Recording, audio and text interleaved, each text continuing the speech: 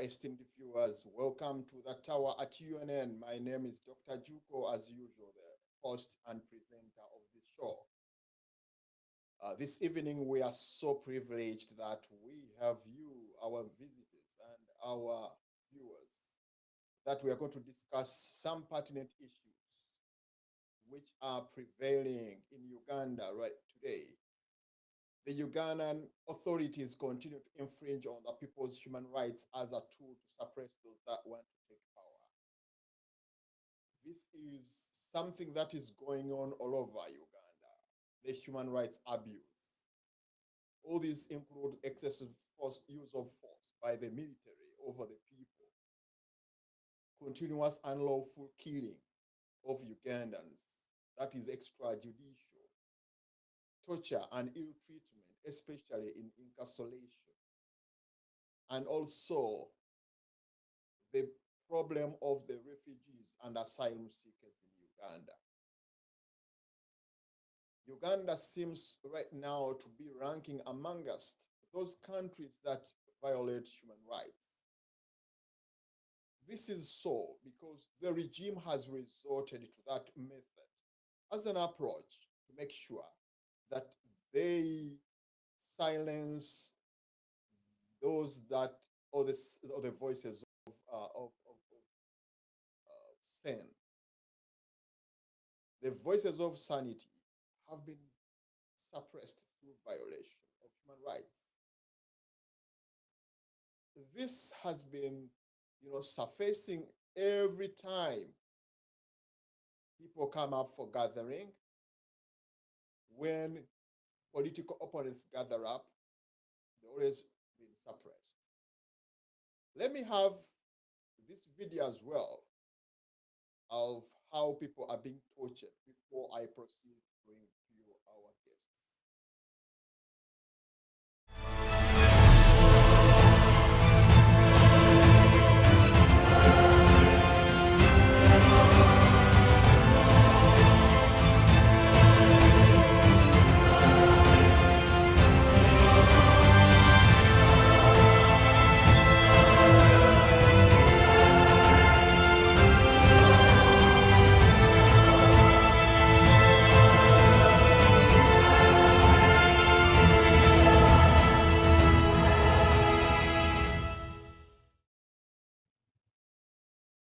Because of such violation of human rights. And what is really amazing is that even other countries that would think they are talking much about human rights are silent. What goes around comes around. These are things that happened during Obote's time. And the regime, the current regime, said they had gone to fight for the bringing back of what people really are, the humane of people. But it is continuous. And I think it has even exceeded the limit of where it was before the coming of the regime. We have a discussion tonight, and with me in the studios, I have Lawrence, as usual, Lawrence Semugoma, the forensic analyst. Lawrence, you're welcome to the show.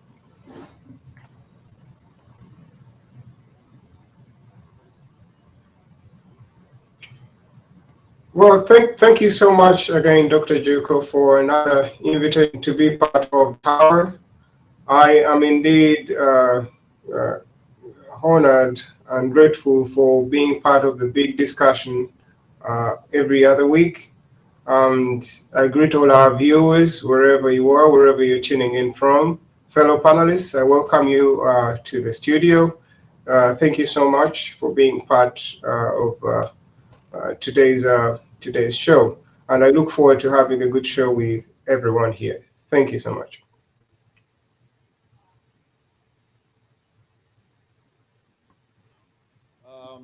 Again, in the studios, I have Kisitu. Professor Kisitu, you are welcome to the show once again.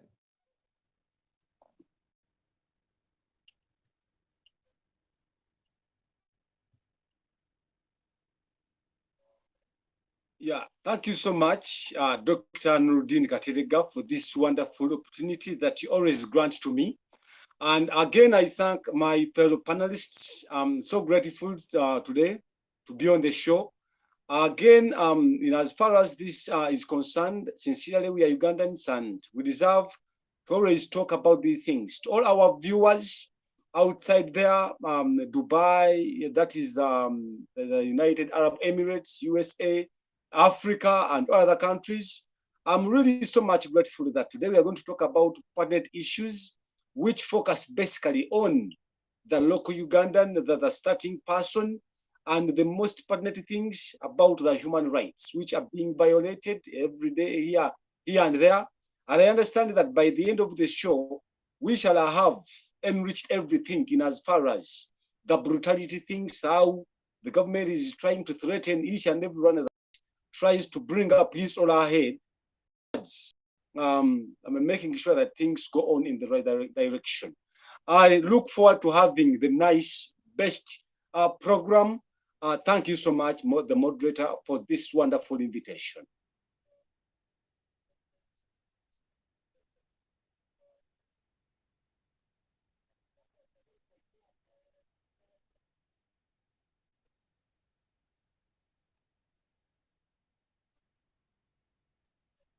Alaso. Honorable, you are welcome to this show, the Tower at UNN.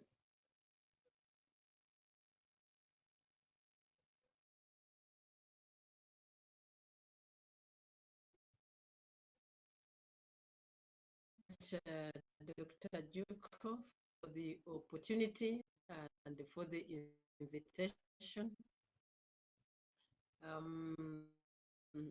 This is very important for us. As it is said, thrives when good people about it. It's important that we discuss that are causing us comfort. Hopefully that will expose and hopefully that things will change. So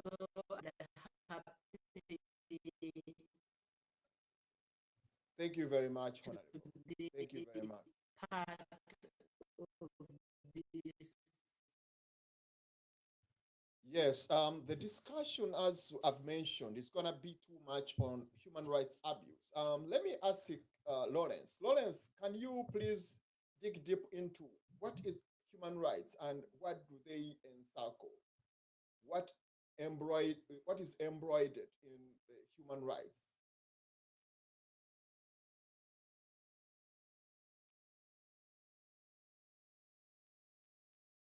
Well, thank you so much, Dr. Juko, for once again the question right there. So when I look at human rights today, by the UN definition, I think you're just going by the rights that are believed to belong justifiably to almost every other human being out there. So that goes down to principles or norms or certain standards of behavior that at least everyone is supposed to be accorded in a way, in a protected fashion in every nation, regardless of creed, ethnicity, or any other sector or grouping you might belong to. So human rights is like just a right to life. I think we can all believe that everyone really who's being born in this world today, deserves the right to have life. It's things of a nature besides other standards that are considered to either guarantee or give good quality of life to any human being out there. So for me, human rights, that's how I would look at it from my perspective. And I think everybody can agree that human rights, at least that is a global consensus, that they are indeed vital, necessary, that everyone out there is accorded these rights, regardless of your status in society, regardless of where you stay. That at least is a universal consensus about human rights. I think that's where I would leave the definition of human rights, Dr. Juko. Thank you very much, Lawrence. Let me have Kisitu. Kisitu, uh, I would like you to define for us human rights. What do you understand by the term human rights?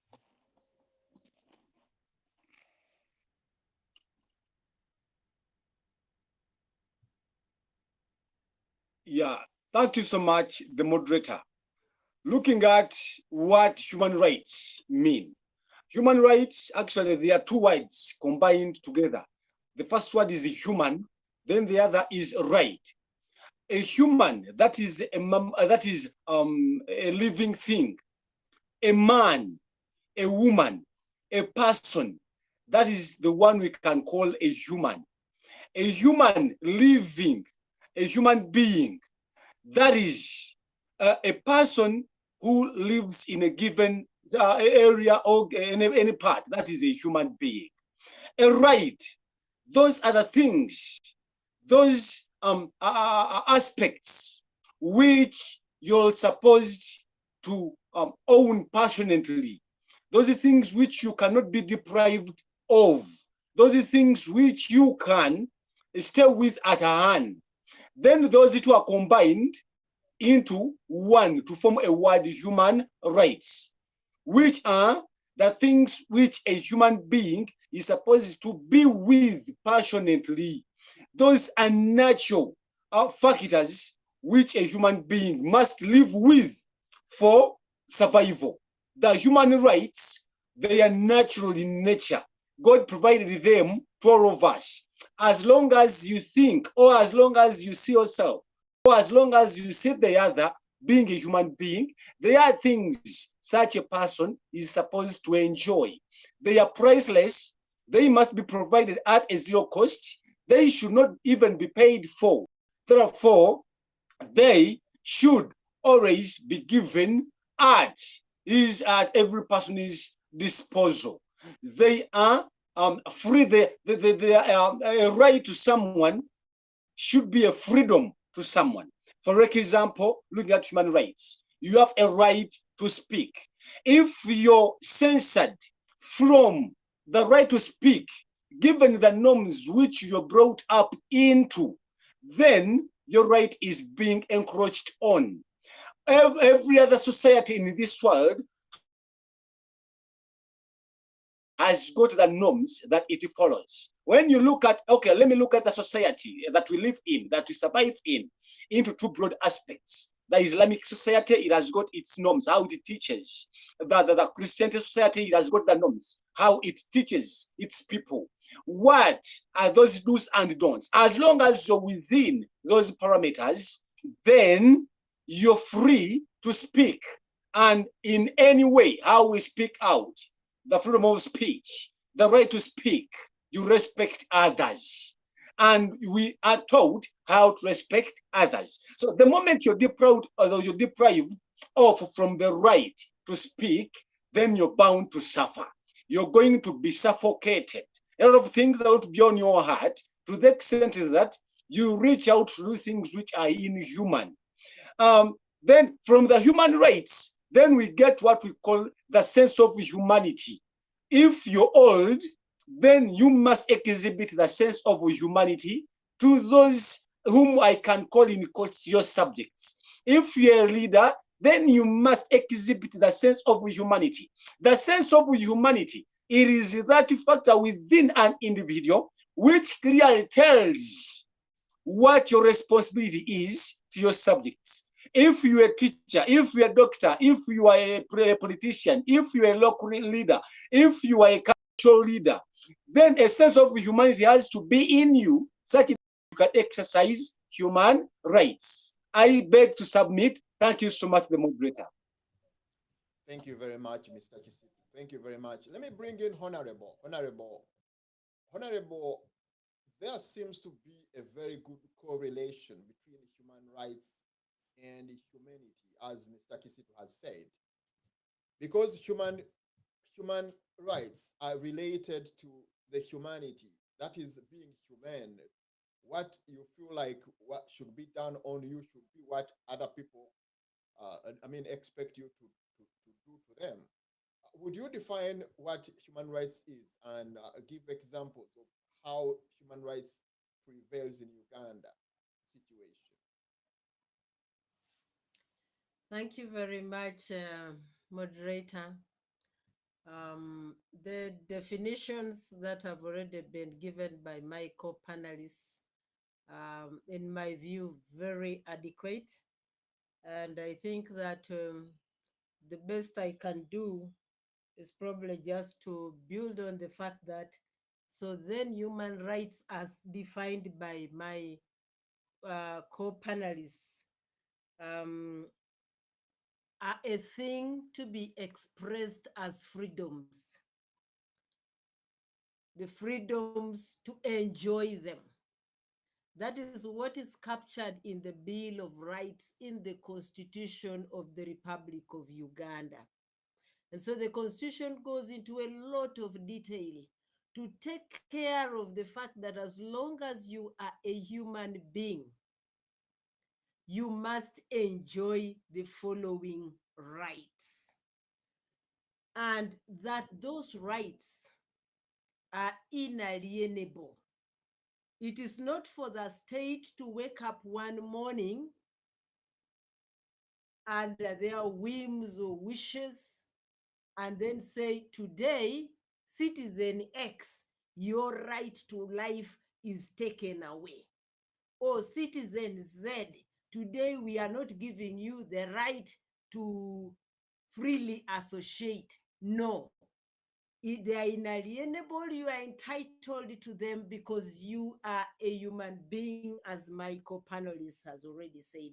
And so that's where we begin to look at issues like the freedom of association as provided for in the Constitution. As an ordinary, as a Ugandan, as a citizen, you should be able to freely associate. It is your right to do so, to associate with those you think share the same values with you, the freedom to freely express yourself, your political views, your social views, your economic views, the freedom to, like I've talked about, political expression, religious expression, the rights to, for instance, enjoy, have an education, food, and so on and so forth.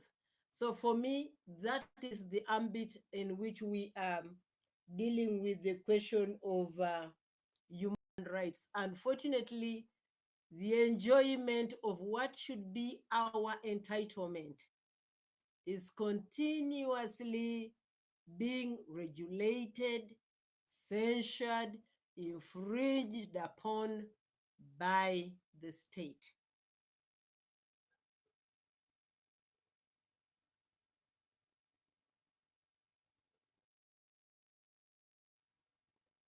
Yeah, so when we talk about, for instance, political freedoms in Uganda, before I came for this talk show, I asked one of the youngest members of my family, and I asked her, what do you think is the state of human rights in Uganda?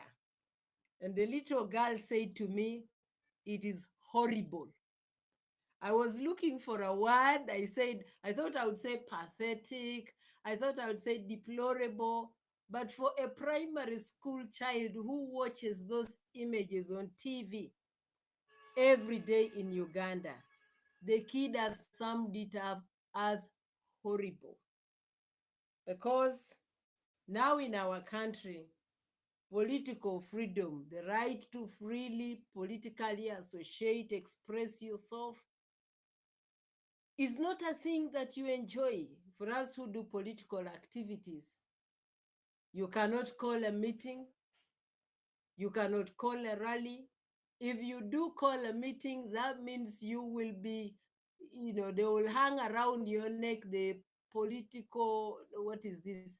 The Public Order Management Act. And if they allow you, it must be inside the house. So that freedom is no longer available to all Ugandans who want to freely express their political views.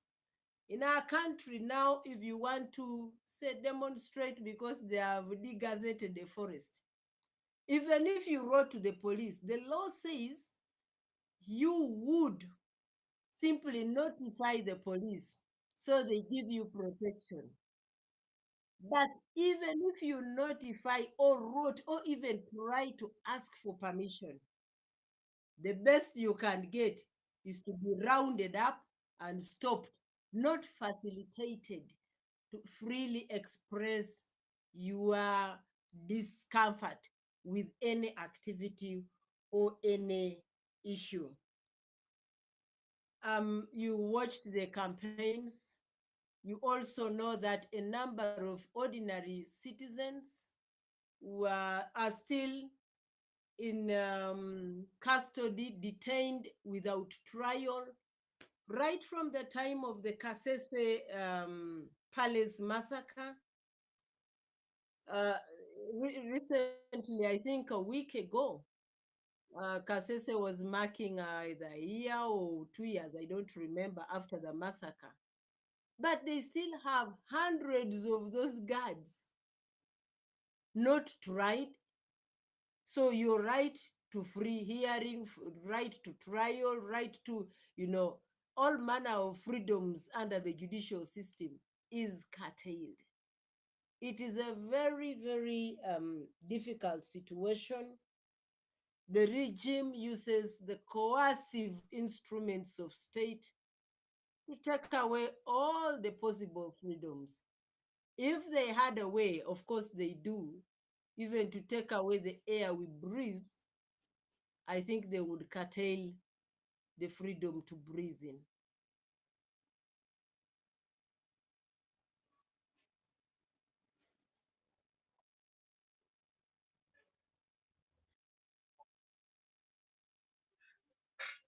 Thank you very much, Honorable, for the insight about human rights and how you've tried to, elaborate on issues that pertain Ugandan situation. Let's have a video about how the judiciary itself has tried to, help in the infringing of human rights, and then after that we can have the discussion continuing. Magistrate Mafabi, Wilberforce Wamala, and many more, including delayed justice for massacre businessman Godfrey Katoka jury. The families of the murdered people have never received justice.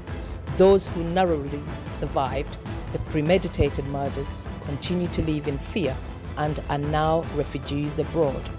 Extrajudicial kidnappings and killings of Ugandans have only worsened due to the impunity that Chibita has actively participated in. These cases are among many that have been lodged at the International Criminal Court, ICC, against Tibuhaburra. Don't forget that Tibuhaburra appointed Chibita in all the positions he has held to date, as his former private secretary, legal judge of the High Court, DPP, as Supreme Court judge, and now as a member. Chief Justice Owini Dolo is a former private lawyer to Tibuhaburra and involved in the constitutional change of the term limit in 2005. Whilst in 2017, he also participated as panel judge in the infamous constitutional change of the age limit, famously known as Tojikwatako, which gave Tibuhaburra a further hand at impinging on the Ugandan people's human rights. In all cases, he has been involved as panel judge, including Dr. Chiza Besige's election petitions. He has served the dictator's interests. Michael Chibita is a former private secretary of Museveni, aka Tibuhaburra. Overwhelming evidence from the survivors and victims of the Museveni state terror suggests that Michael Chibita frustrated, blocked, and subverted justice in all the high-profile murder cases that occurred just before or during his tenure as the Directorate of Public Prosecution, DPP, of Uganda. These cases include Nsenga, Afande Haji Sebagala, Magistrate Mafabi, Wilberforce Wamala, and many more, including delayed justice for massacre businessman Godfrey Katoka jury. The families of the murdered people have never received justice. Those who narrowly survived the premeditated murders continue to live in fear and are now refugees abroad. Extrajudicial kidnappings and killings of Ugandans have only worsened due to the impunity that Chibita has actively participated in. These cases are among many that have been lodged at the International Criminal Court, ICC, against Tibuhaburwa.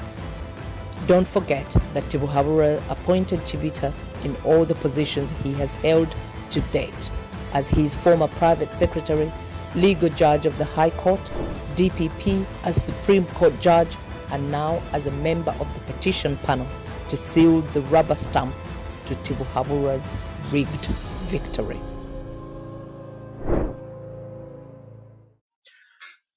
Thank you very much, our producer, for that wonderful.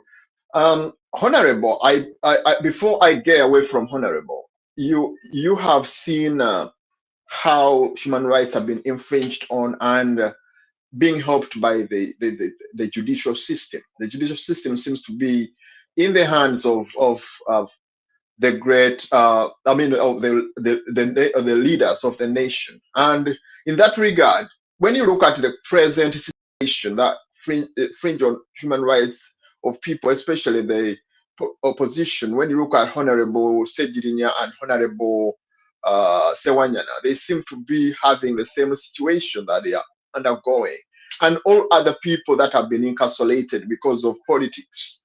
Would you dig deep a little bit in that area? Yeah, thank you very much, moderator. First of all, our hearts bleed as a nation because the judiciary is the place to run for redress, to run for comfort, to run for help. Unfortunately, from what goes on around the judiciary here, I'm not able to go into individuals, but the general character now of our judiciary does not give hope to the nation. One, because of the phenomena of cadre judges.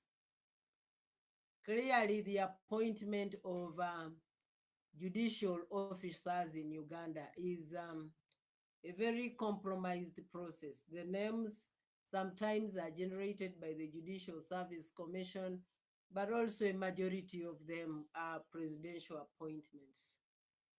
And that on its own has eroded the independence of Uganda's judiciary. So if you moment you have a cadre judge, that judge will play the tune of the appointing authority.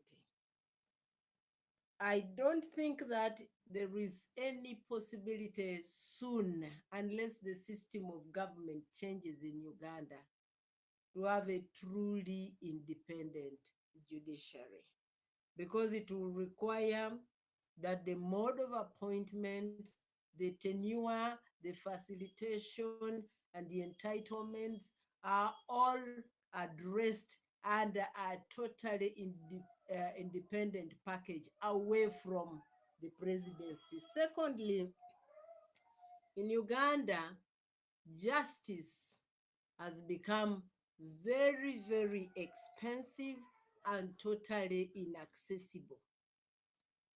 The poor and those that are not very highly connected, many times they need to just almost forget about justice or redress. I know that, I have been in the courts of Uganda on a political matter.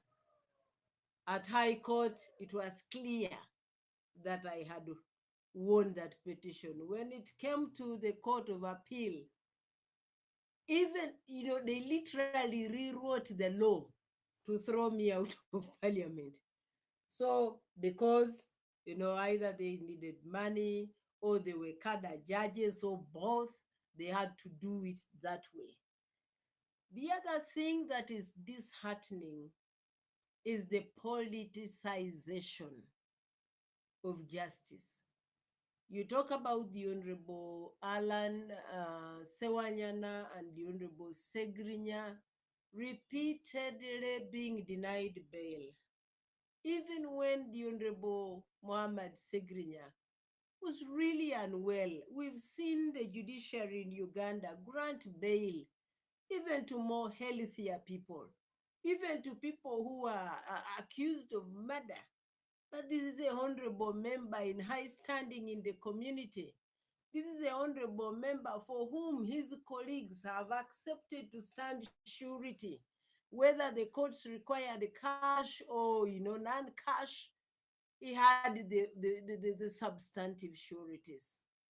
But you watch that the Honorable Sekrinya has had to go through a very painful process, being in hospital, being in prison in an ailing situation for all that time.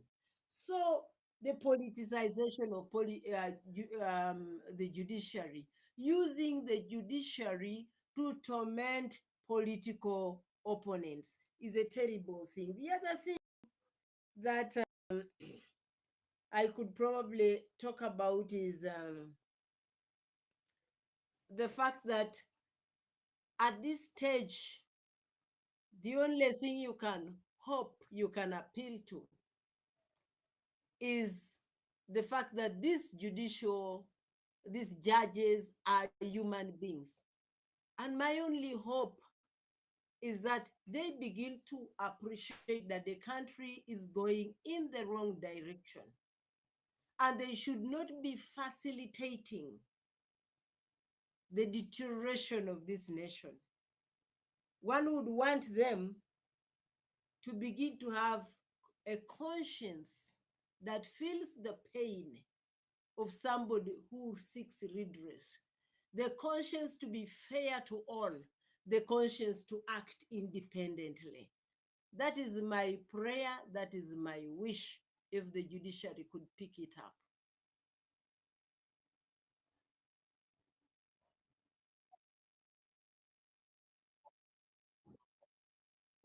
Observations that you've put across. Let me, before I get away from you, it seems like when you talk about the politicization of the judiciary proceedings, you find out that a lot of people, as you've mentioned, have always resorted to, I mean, the last resort goes to the judiciary. And I feel like the judiciary would be the rescue of the situation because the executive has failed to protect the people and to give them freedom.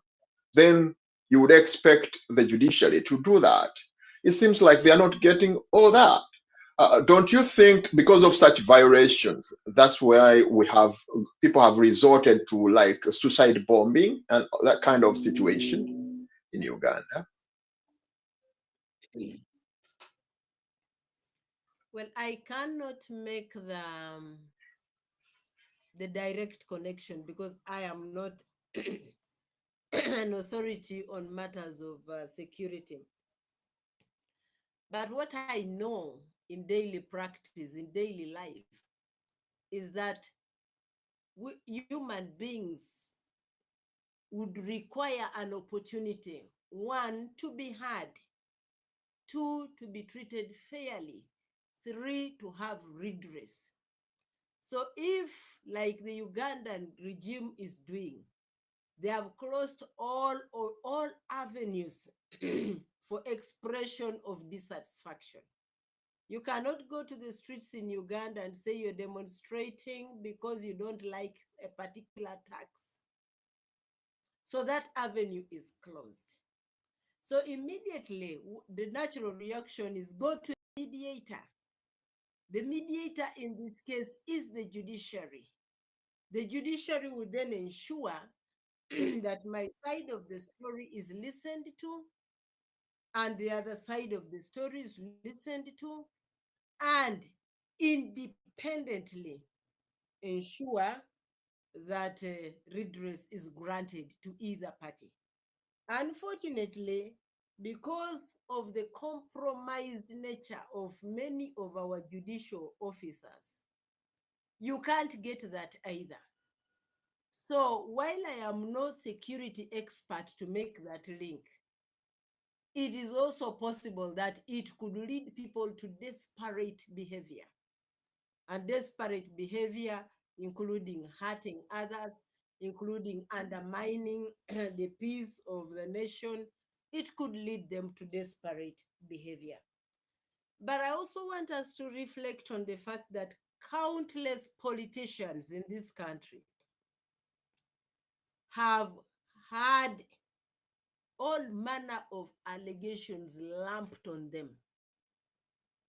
You've talked about Dr. Besigye, you can talk about the Honorable Chagulanyi, you can talk about Lord Mayor Lukwago, you can talk about Alan Sewanyana. The list of politicians that have had political cases put on them is endless. Unfortunately, at the end of the day, maybe the treason case is thrown out, or somebody is taken to remand in Luzira and you stay there for almost a year, or whatever happens, it takes a toll, not only on that person. It takes a toll on the person, it takes a toll on the supporters, it takes a toll on the family. Recently, we've been having a conversation on some talk shows. One of the things that came out is the extrajudicial murder of suspects.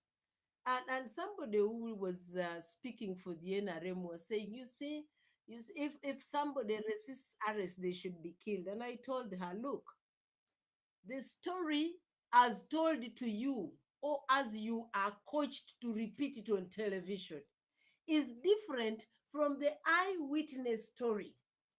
So the eyewitness story, for instance, of Sheikh Karevu is that he had even been handcuffed and he was shot while his children are watching. Now, I said it then and I say it now, that even if we doctor that story however much we want, it will not change what the children saw, because they saw what happened to their father, and that is the truth. It doesn't matter whether we want to climb on Mount Rwenzori and declare that he was resisting arrest. The children saw that their father was handcuffed. What does that mean? That those children will forever not trust government. They will forever not trust whoever will speak about that. And in them has been planted a root of anger, bitterness, and if it is not tamed, even a root of violence will grow because they will want to avenge. So the politicization of the judicial system in Uganda has exacerbated an already bad political situation and created desperation among many.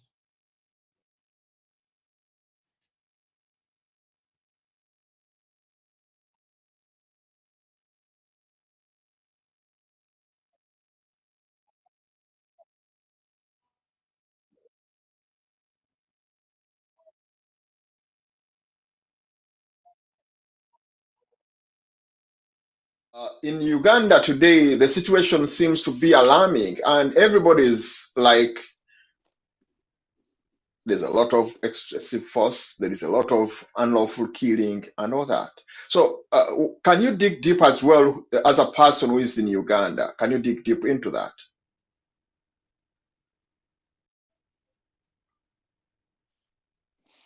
Yeah, thank you so much, the moderator.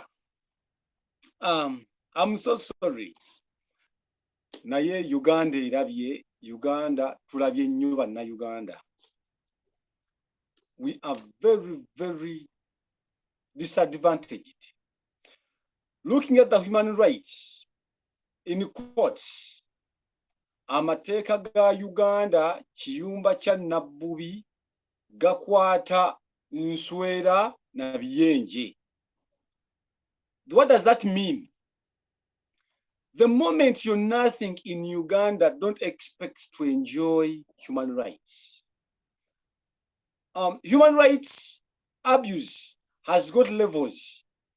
Let me begin with the lowest level of this hawker moving on the streets of Kampala. This market vendor in different streets of Uganda. This border boy, border man, border rider on the streets of different roads in Uganda. Then after leaving that, look at this other person who does not have any other information in as far as the law is concerned. That one is not even looked at any point in life. We've always looked at these people whose profiles are high. Then leave on that, there are those journalists who by law are required to make sure they anchor the news, the information to everyone, how they are bitterly beaten. Look at those ones who will come up to speak on behalf of the voiceless, and they're always beaten. Look at those other people whose status in government is not all that too much, and when they try to talk about things that threaten their lives, they are not always catered for. Examples are there. To begin with, people, the mothers, the fathers who deal within the business of selling fish on the lake sides, how they are always made to lie down and they are caned, blaming them over issues which don't even balance. And no one can say anything about that. Even those top government officials cannot come up to blame on such things. I have a friend, right now as I speak, that friend of mine is in that is United Arab Emirates. The mother was a seller of fish, and the soldiers who were given the right to control the lake beaten the mother. The mother cried before the child, and this child is my Ogi in high school. And whenever we are sharing, this girl always tells me a lot of things in as far as how the mother was harassed. What do you expect from such a child whose mother was harassed by in authority, people of high authority? Then those others, the boys, they are so much harassed. And I don't know why these people are not always looked at in as far as their rights are concerned. Their rights is concerned. And their borders are always taken by police and they don't have anyone to help. What they have resorted to is giving a coin that they have in the pocket to the policeman such that it is not taken at the nearest police station. They are highly abused. Policemen do not listen. In Uganda, we look at this history. How did the government that we are demanding for to make sure that it restores human rights came into power? It came into power after violating human rights. A war took place around Luweero and other parts of the country. Very many of our grandparents, sisters and brothers were killed. Killing is an evil. It is not anywhere. It is not acceptable. The government in power, it is the one that we are asking for to make sure it observes human rights. Will it observe the human rights? The answer is no, it will not. It will never. And again, on the other side, people being people who are threatened, people who are killed, people who are arrested, and up to now, we cannot trace their. We ask for favor from the government. Do you expect anything from there? We look at those who are in prison right now, the high-profile people. the MPs, the Honorable Member of Parliament, that is Honorable Segirinya of Kawempe North, then Honorable Sewanyana, the other side of Makindye. Those are the ones that we know. And right now, the media is looking at those ones. Everyone is talking about those ones. What about those ones who don't have any person to talk on their behalf? What are we supposed to do? What we are supposed to do is making sure that we change the government. The government has proved that it can observe the human rights. The government, which is characterized by the parliament, whose functions are always encroached on by the cabinet, it will never and never make sure that human rights are observed. We have the constitution, but it is perpetual. It is just a paper, things that are written on the paper, but they are not respected. However much they are abused, no one is going to follow up on them. With the unfair judicial system, like how Honorable Al Salas has talked about these things here, the judicial system was already filtrated by the cabinet. What the president says, that is what the judicial system will do in Uganda. We don't have any single judge in Uganda that will stand on his or her two legs to make sure that he follows the decision like how it is supposed to be made in the courts of law. Look at the way how the constitution is ever changed in Uganda. Uganda is the only country in this era where the constitution does not work, where the constitution will never be followed. Sincerely speaking, in Uganda, as per the constitution, it is your right, one woman, one vote. But sincerely, does that apply in Uganda? Principle of democratic election or voting, does it apply? It does not apply anywhere. People are killed, people are abducted, people are deprived of their rights to vote. And then you think that in Uganda, we have democracy and therefore the human rights will be observed. Sincerely, the answer is human rights will never be observed. No one is going to make sure that they are protected as far as the human rights are concerned. The different grievances within the law enforcement bodies, the police, the army. Look at the welfare of the police. How is the housing facility of the police? Around time, I remember the media, they were looking at how the policemen always sleep, how they fare up, how they always feed. Everything is very poor. And again, you think that this angry policeman is going to come and protect your right. Instead of protecting your right, will just try as much as he or she can to beat you up because he's also fed up the way things are going on. You, the people supposed to serve police, you're just seated, looking, enjoying your life and so on. So this other person who doesn't have anyone to care about is supposed to suffer the economic factors in the country. People, the land problem, that is a very big question. Taxation, bankruptcy at highest order is at its highest. And no one is bothering. Even the policeman is thinking about the school fees of the child. No incentives are given to the policeman. What do you expect from such a person? Will human rights be observed sincerely? They will be abused. Up to now, the president is coming up to encroach on orders of the court, the judicial system. Bailing out people should be out of order in Uganda. Sincerely, for very many years that we have been living, for the countries that democracy, for countries that have got a very good judicial system, can the president say out something to the public when we have cases which are going on in court? Sincerely, that is a very big question mark. What do we have to do?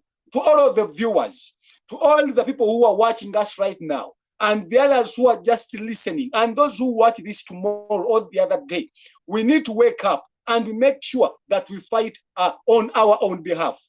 If you don't speak out that you're hungry, no one is going to get to know that you're hungry. Up to when you come up and you speak, that is when they are going to know that you're hungry. The moderator, just a second.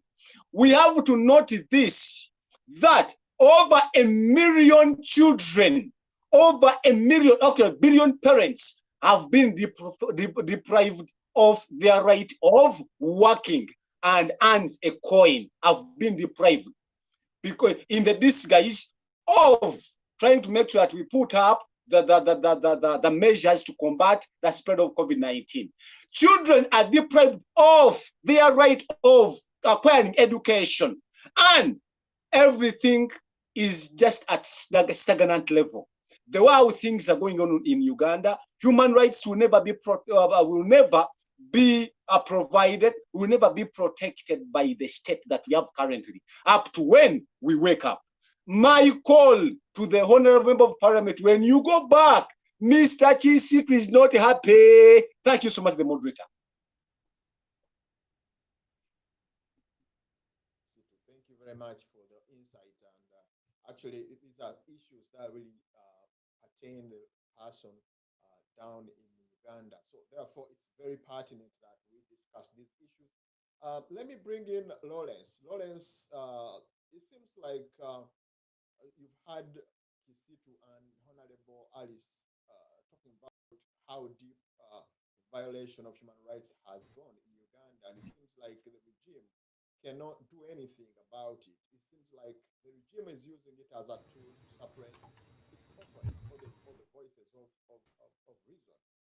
It seems like what the government has resolved is to make sure that they do everything they can to make sure that people are threatened and they cannot do. I can't hear Nadine.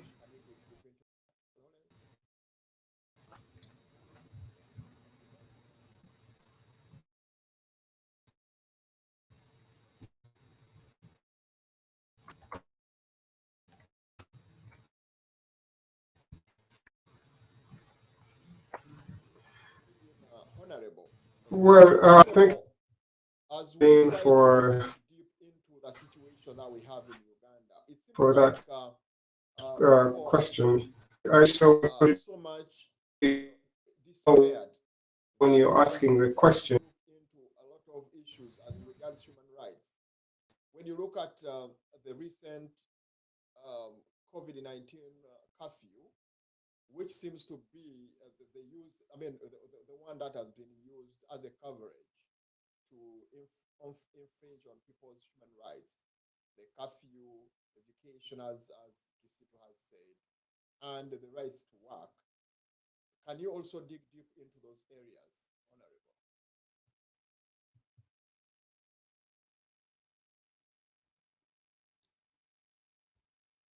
Sorry, moderator. I think I missed the first bit of your Of the question? statement, because there was a Yes. cross communication between you and I think Lawrence. So you might have to. Yes. if Yes, you the could just question repeat. the question is that Mr. Kisitu has said a lot about the infringement of human rights in regards to the COVID-19 issue, because it seems like COVID-19 has brought a lot of chance for the regime to infringe on people's rights, especially when it comes to the curfew and the rights to education, the right to working people. And this really goes deep into the pocket of the people and the economy at large. Would you please discuss a little bit deep into that?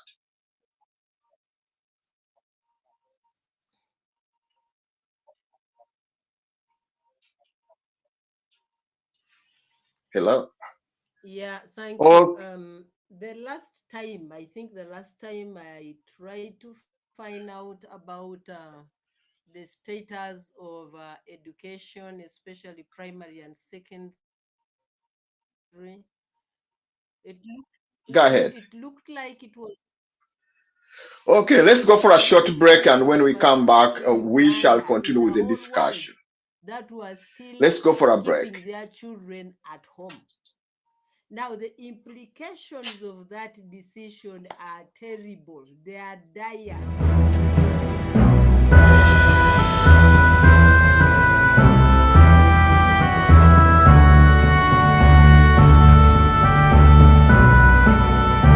the right of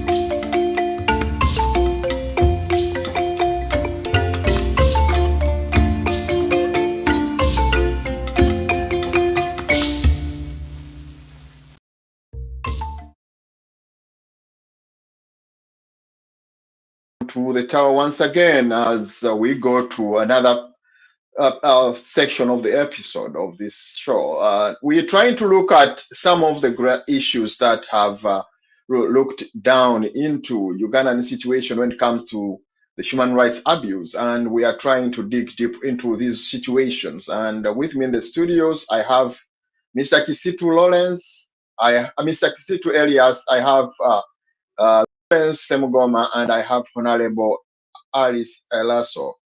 Lawrence, when we went into the break, we're trying to look at you, trying to, ask you whether you can have a dig deep into the situation that we have, because when you look at the lockdown has brought a lot of issues as regards human rights. That's when people are beaten up, when we see people are not working, as Mr. Kisitu has mentioned, and all these that have been discussed need to go deep into that.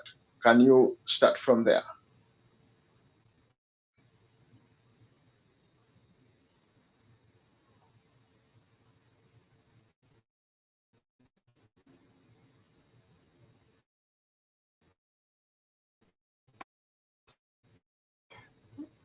Well, and asking that question, if I may, about how I'm viewing human rights, vis-a-vis the lockdown, and more so in the Ugandan setup. It's a little unfortunate that there's not so much data out there to quantify human rights abuse, because I think the people who are supposed to be giving us the statistics are the same people who are abusing human rights. And if I might just dwell on just one key indicator of human rights abuse, which is the crime rate, and more so to drill it down just to homicides. And we all know what homicides are. It is just acts of violence that often result into death. And just looking at that, I don't know, maybe to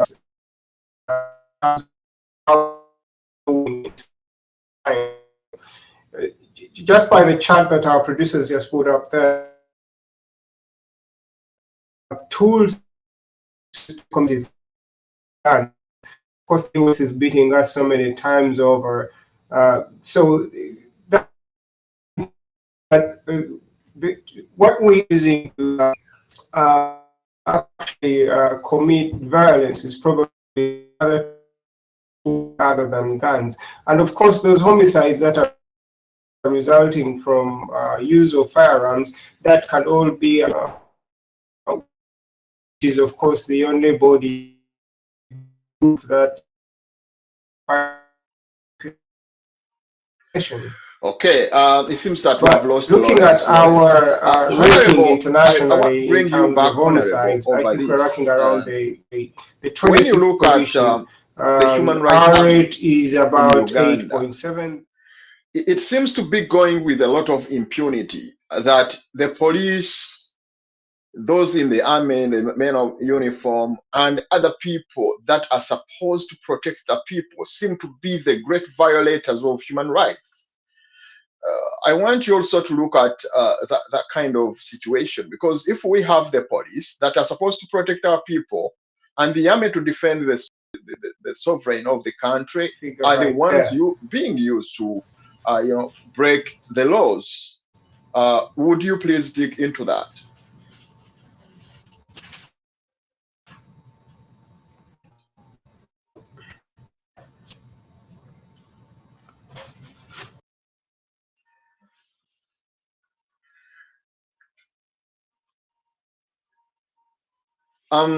Let me have honorable.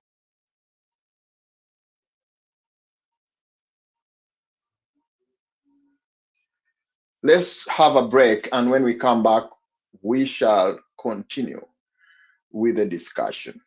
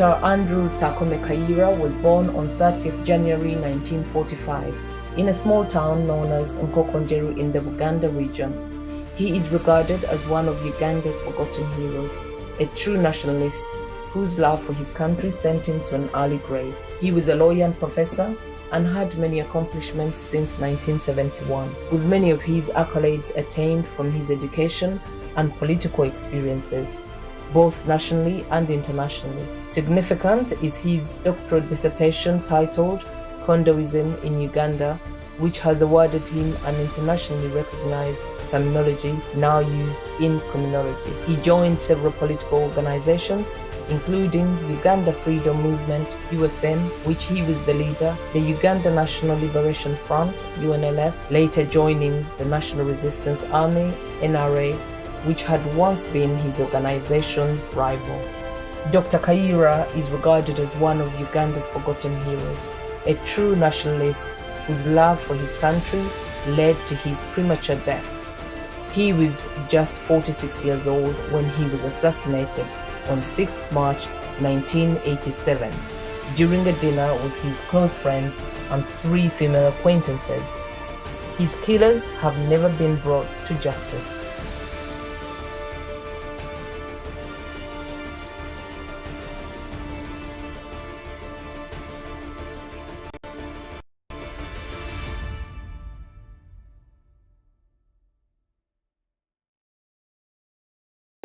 Dr. Andrew Takome Kaira was born on 30th January 1945 in a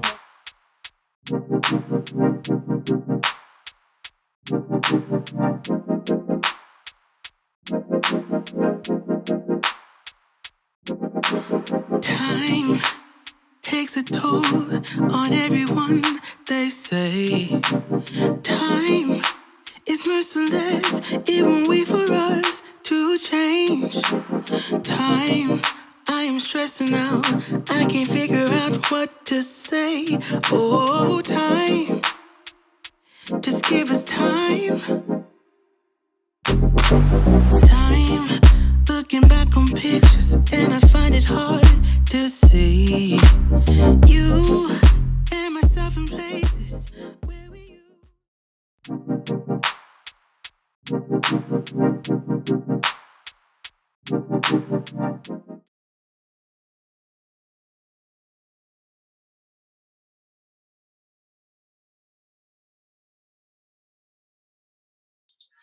Welcome back to the show as we try to bring a topical discussion on human rights abuse in Uganda. With me in the studios, I have Lawrence, I have Honorable Alice Alaso, and Kisitu Elias. Mr. Kisitu, if you look at the situation that we have today, the lockdown seems to have brought a lot of issues. And such lockdown is one being used by the regime to suppress the people that would stand for the rights of the people. How can you dig deep into that? Thank you so much, Doctor, for again the given opportunity to talk about the most pressing issues in my motherland. Looking at relating the lockdown and how human rights have been abused, we shall look at these things in different perspectives: the social, political, and economical. Looking at starting with the social part of it, remember, we know that COVID-19, distance, social distance, and so on. But someone is putting on them. You have to put on the mask. You have to sanitize and other things.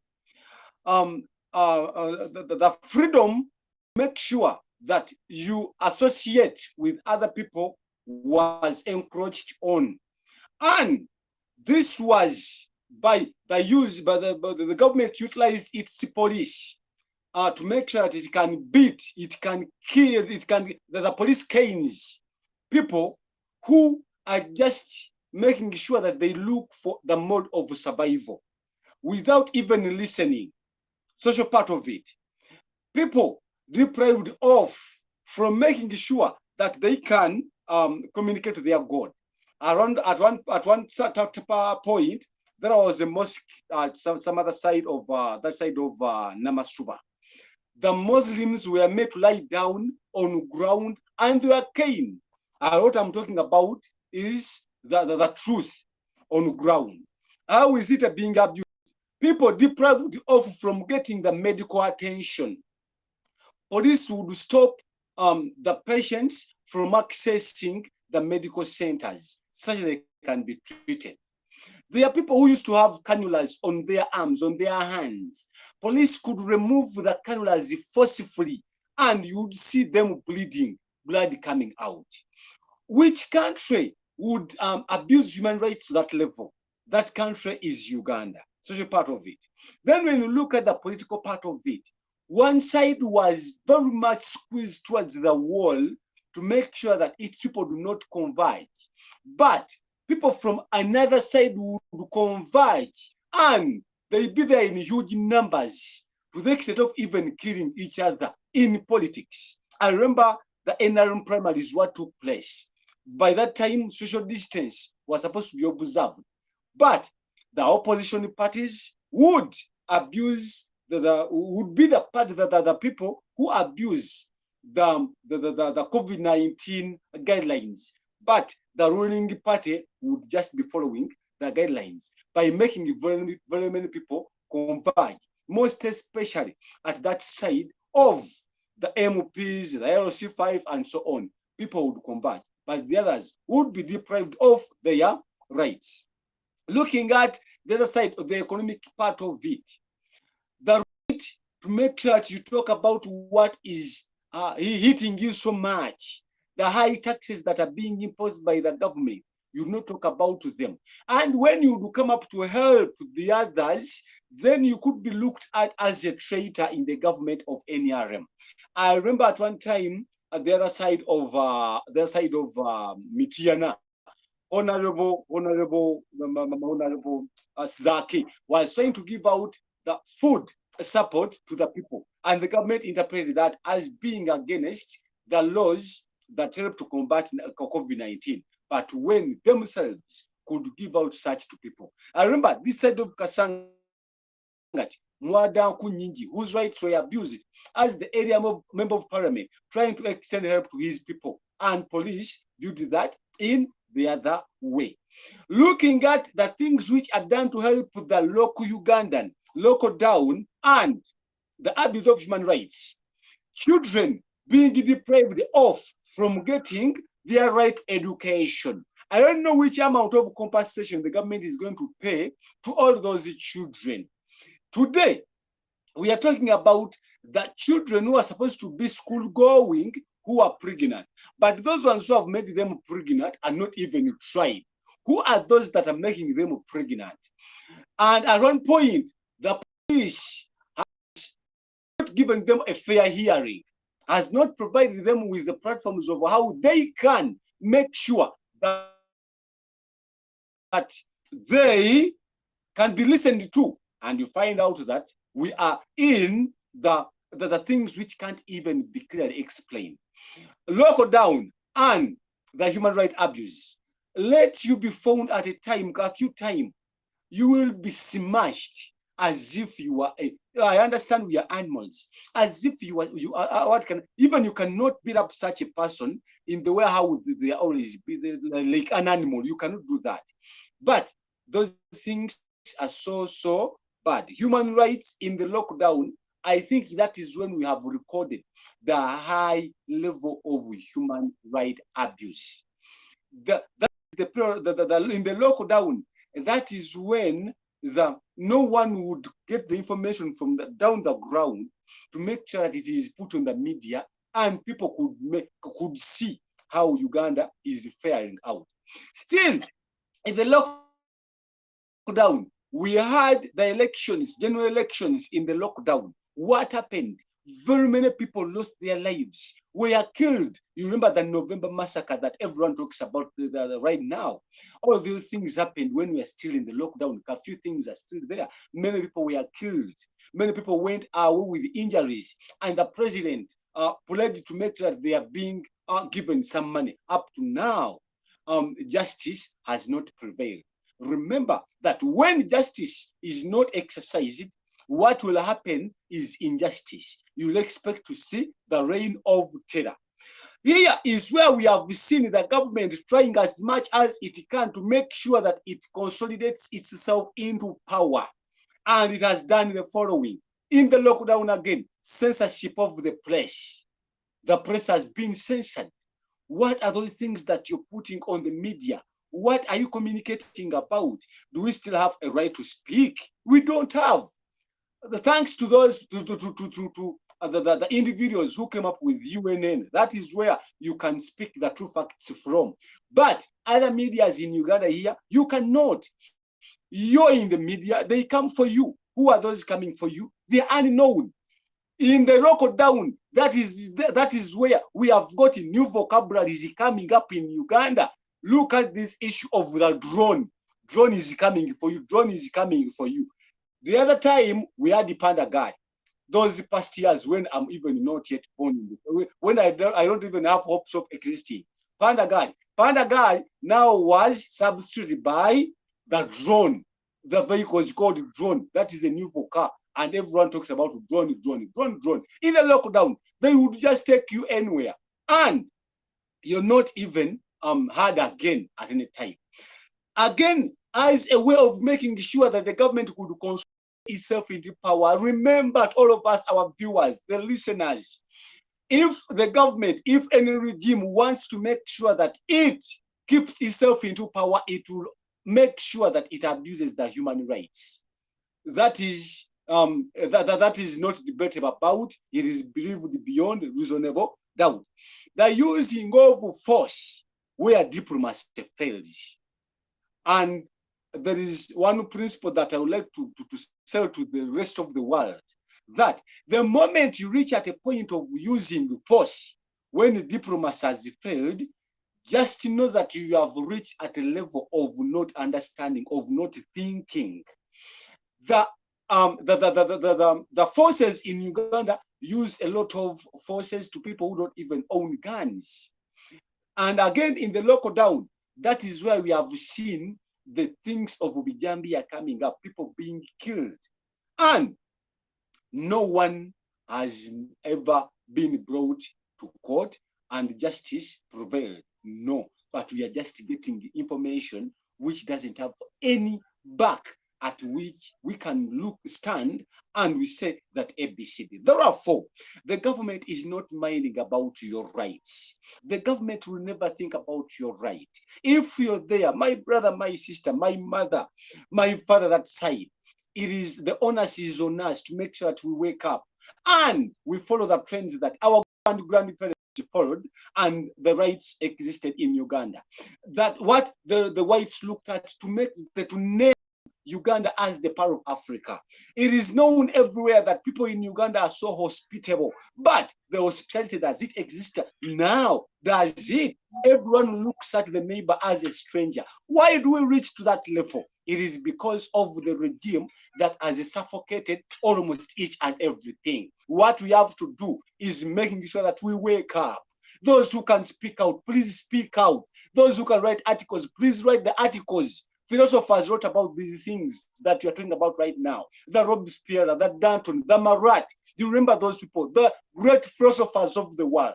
Let Uganda also have philosophers who can write about these things.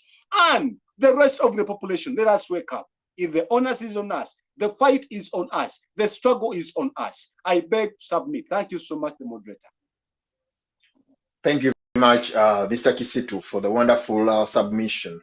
Let me have Lawrence. Lawrence, the situation as mentioned by Kisitu seems to be in the corner, trying to, look for survival.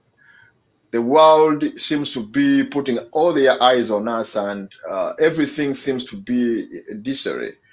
Would you still dig deep into the human rights and give us some statistics that regards the human rights abuse in the world in relation to Uganda?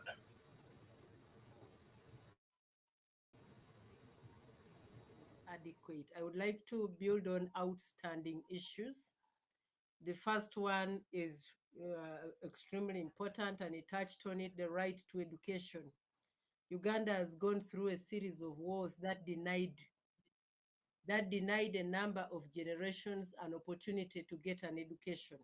Unfortunately, even in a period like this one, the government of Uganda, for whatever reason, they have decided that all over the world, it is only our children that are locked up at home and not going to school. And that is such an outrageous decision, and the consequences, as I said earlier, will be very dire. The second thing that is outstanding is that while places of worship were allowed to open, we have not been able to get the numbers to go beyond 200. NRM does gatherings and they're beyond 200. Houses of worship cannot. We cannot take our children to the mosque. We cannot take our children to the church. And I am one of those who went to court, to the Constitutional Court, to seek an interpretation of those guidelines. And we still want it interpreted because we know it's an infringement on our right, on our freedoms of worship. The third thing that is still outstanding is the right to protection for the workers. The medical workers in Uganda continue to work under very deplorable conditions. Only last week, medical workers had a sit down because they are still asking for personal protection. They are still asking for salaries, a salary increment. They are still asking for compensation. So in this, the earlier lockdown and even in the present situation, that's an outstanding issue that we really would like government to look into. I know all of us are really frustrated because this is not a government that listens to people. The next thing that is also important for us is to discuss the question of the vaccination.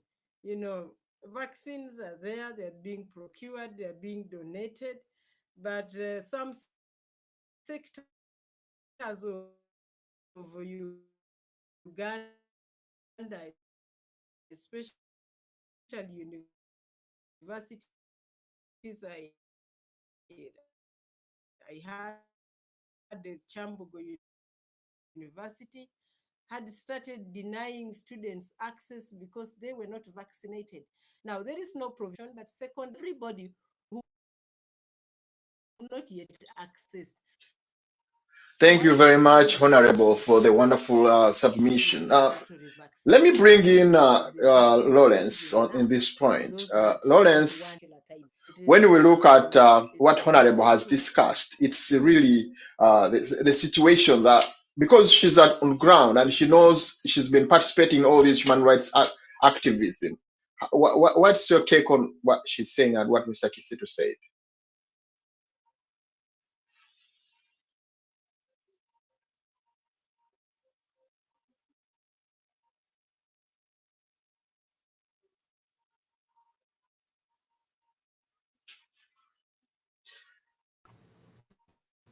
Is the state of our economy. As we talk now, of course, sectors of the Uganda economy are not freely operational.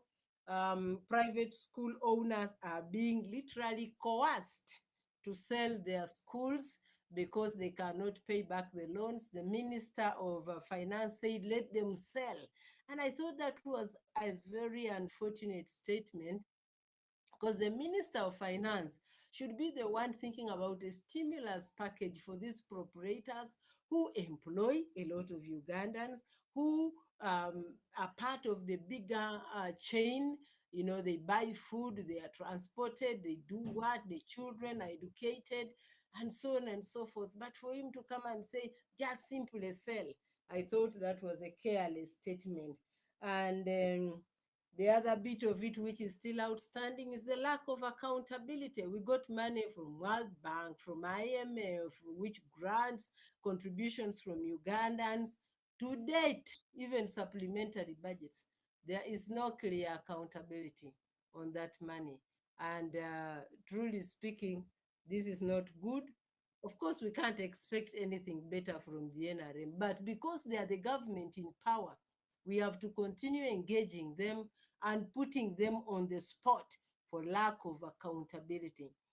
That's why earlier on when I think it was my colleague, I don't remember, either Mr. Kisitu or somebody, who said that, these people do not listen. Yes, that's the sense of desperation we all have. But the Constitution says that they must protect us and protect us and our property. Because they are in government, that's what they should do. So we need to continue highlighting this to ourselves, to the international community, to the voters, to the people of Uganda. Let everybody know that these people have fallen short of what they said they would give the nation.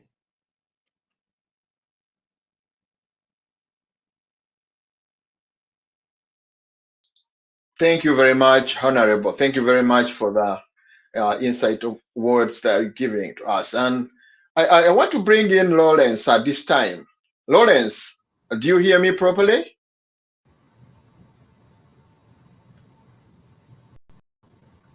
Lawrence, do you hear me? Yes, I can hear you so loud. I can hear you loud and clear, Dr. Juko. Yes, thank you so much again for the opportunity to be part of the show, despite a few technical challenges here and there. Just before we were cut off, I just wanted to dwell on just one aspect of human rights, which is, of course, the right to life, which, of course, as a foundation of all other rights, if it's taken out of play, you really have nothing else to lament or advocate for. In terms of, the workers' rights, health rights, and all these other rights that we so need. But fundamentally, we need a life for starters. And I had tried to dwell into just one indicator of that human right violation, which is so enshrined in the homicide cases that we have globally. So I had looked at just, I wanted to, it's not a good comparison, but either way we shall do it just for the sake of giving our viewers a good picture of where we stand. Just looking at homicides comparison between Uganda and the US. I just told you that gun crime in Uganda is almost okay because we have fewer guns in the population. We have just about just one gun per, I think the number is 100,000 households. It is per actually 100 residents. So you can see the number of weapons that are in the population are really low, and if anything, probably that percentage is only revealing what the law enforcement are carrying out there. The reason why this indicator is really important is because people who have guns or weapons are the ones who are most likely to commit acts of violence, that is if they're not protecting citizens. Of course, we know that police is sworn to protect and serve Ugandans, but sometimes that has been has played out another way, and so is the army. They're always supposed to be protecting our sovereignty, our identity, our borders, such that we can enjoy all the peace, pursue our dreams and goals. But you can see the guns are not so many in the population, which is good to a certain extent, because if you see in the states where there are so many guns in the population, that's almost 90%. That means for every 10 people you meet, at least 8 of them have guns. That is really big. Their ability, or rather their capability to use these guns for violence is also high. And moving on for homicides, again, going back to homicides where we are, the murder rates, we are ranking around the 15th. That is because we have around 10,000 murders per 100,000. And the murder rate per a million people, we're looking at 357 still per 100,000 people. Actually, that is per million. Not so bad. But again, looking at the number of population we have, this is way too high because our population is small. it is ideally actually more than what the states is reporting for homicides. And then one other last thing I wanted to dwell on is the rapes. Many homicides you do usually, of course, it's the women sometimes more affected by these killings. For rapes, for rapings, we are down to I think the 23rd position. It is not.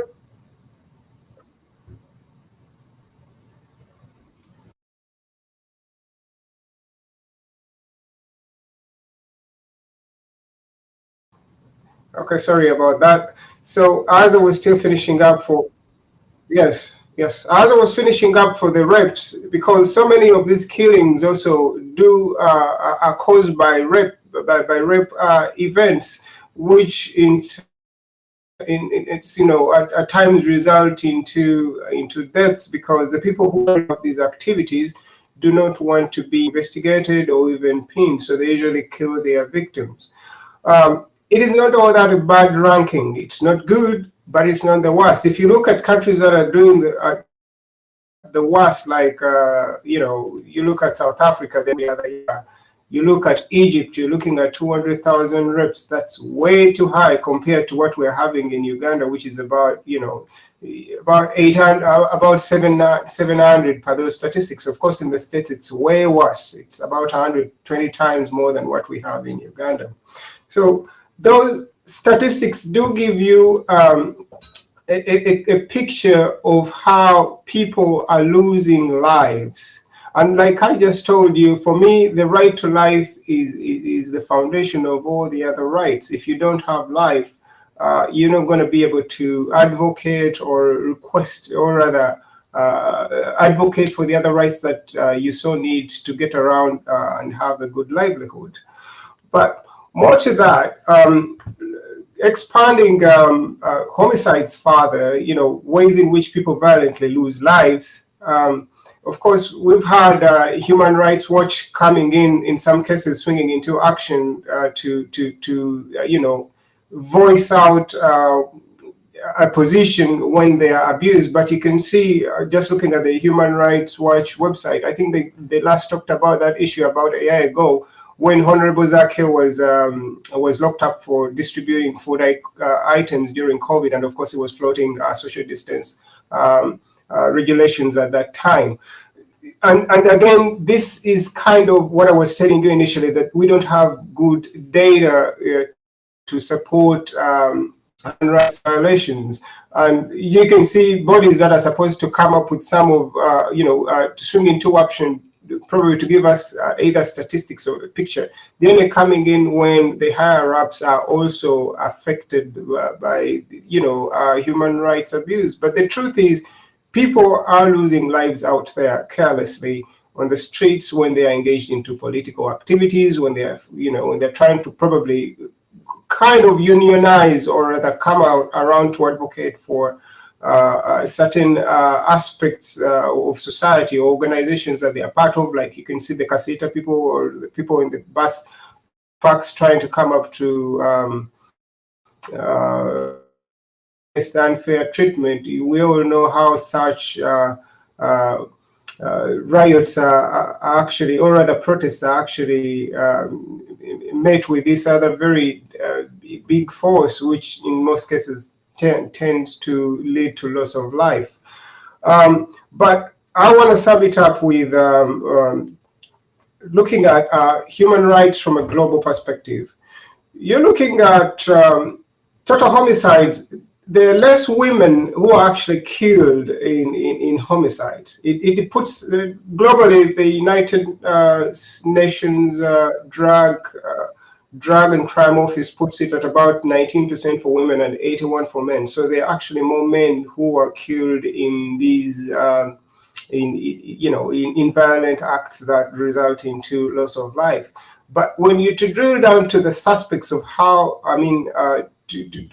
or the women, it might seem like it's very small, but it actually has a big impact in that more women are killed by either their domestic partners or their family members.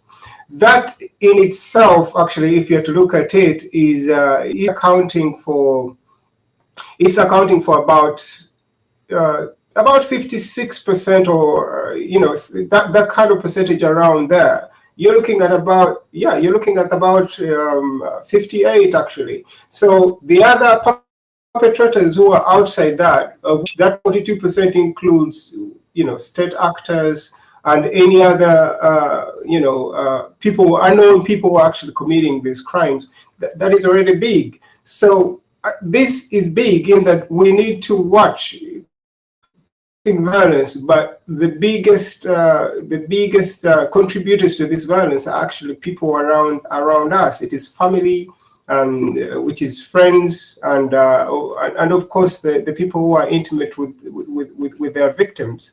So we need to watch ourselves in that this is a very big issue out there globally, and as you can see. That is all data from the United Nations Drug and Crime Office. So it points a good picture there of what we might need to pay attention to as a country. Women are facing violence, but they're still contributing a lower percentage. You are neglecting the men who are contributing a very big percentage of people who are actually killed. It's 80%. And this almost goes back to the boy-child kind of debate where, again, the boys are neglected and it's always the girls. But this is actually a reality check for us that we need to pay attention that more men are dying. So I would just beg to submit on that point in regards to human rights abuse, both so on the aspect of life, specifically for homicides globally. Thank you, Dr. Juko.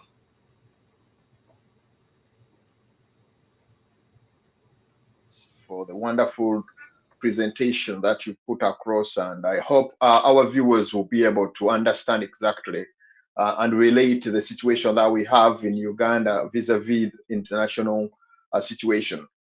In this regard, let me bring in Kisitu. Mr. Kisitu, when you look at the situation that we have in Uganda, it seems like we are at the deadlock, and our people want to know the situation that happens in incarceration. When people are in prison, they tend to have a lot of torture as well. And also, if you look at those people that are brought into, to the courts of law, they come with a lot of wounds and all that. So can you also dig deep there, Mr. Kisitu?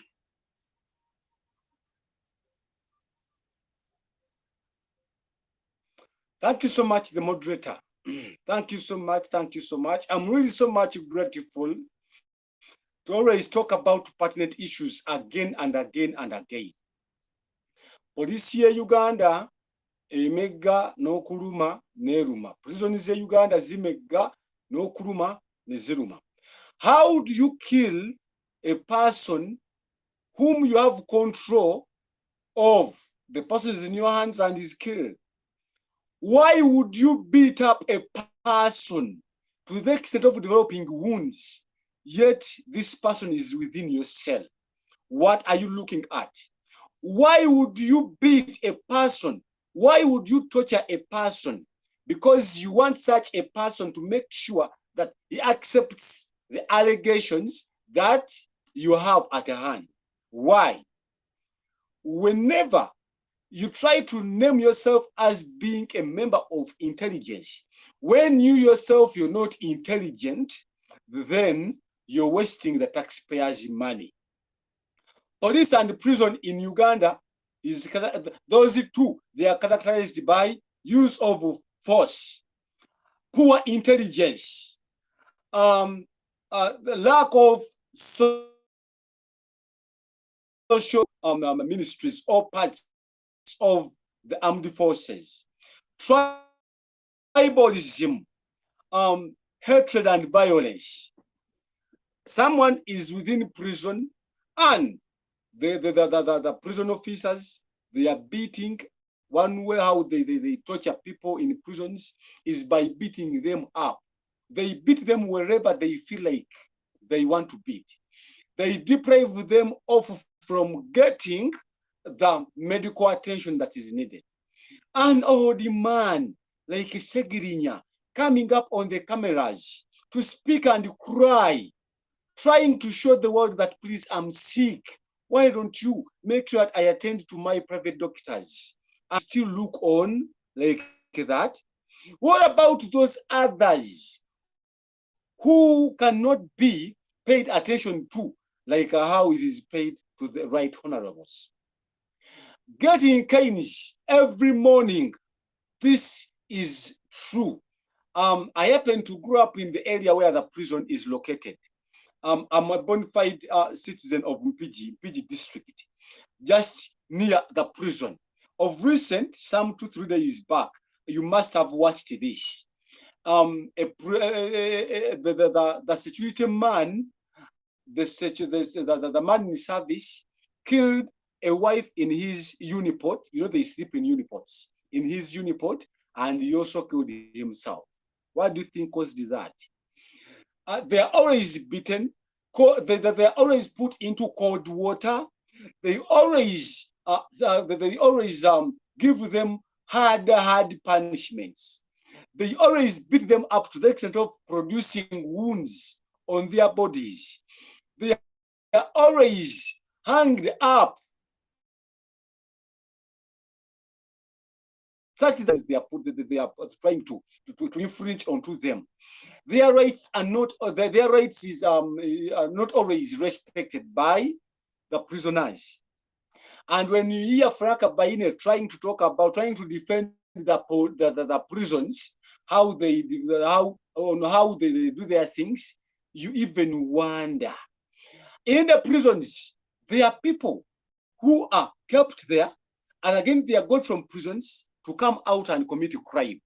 Those things are known everywhere. What do we have in Uganda? Sincerely, a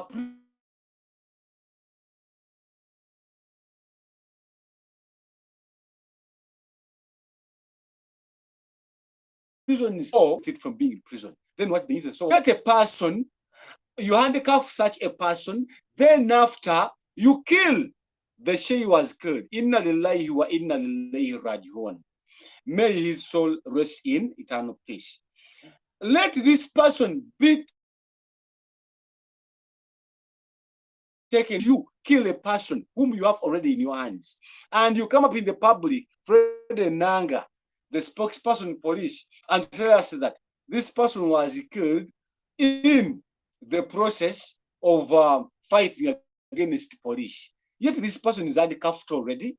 How can a person being handcuffed fight against police? That is a total lie, and no one will take that.